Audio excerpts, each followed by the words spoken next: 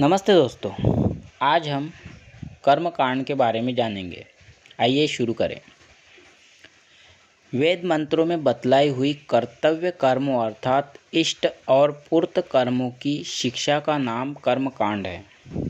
इष्ट वे कर्म हैं जिनकी विधि मंत्रों में दी गई हो, जैसे यज्ञादि, और पूर्त वे सामाजिक कर्म हैं जिनकी आज्ञा वेद में हो किंतु विधि लौकिक हो, जैसे पाठशाला, कूप, विद्यालय, अनाथालय आदि बनवाना इत्यादि। इन दोनों कर्मों के तीन अवान्तर भेद हैं: नित्य कर्म, नैमित्तिक कर्म और काम्य कर्म। पहला नित्य कर्म अर्थात जो नित्य करने योग्य है, जैसे पंच महायज्ञ आदि।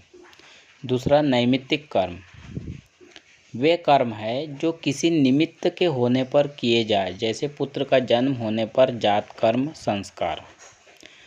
तीसरा काम्य कर्म अर्थात जो किसी लौकिक अथवा पारलौकिक कामना से किए जाए। इनके अतिरिक्त कर्मों के दो और भेद हैं: निषिद्ध कर्म और प्रायश्चित्त कर्म। पहला निषिद्ध कर्म अर्थात जिनके करने का शास्त्रों में निषेध हो।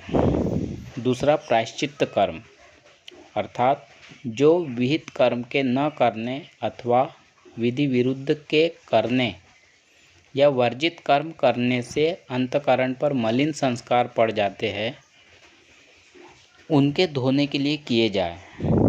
किसी कामना की सिद्धि के लिए किए गए कर्मों का फल भोगना ही पड़ेगा तथा प्रतिषिद्ध कर्मों का आचरण अशुभ फल करेगा ही।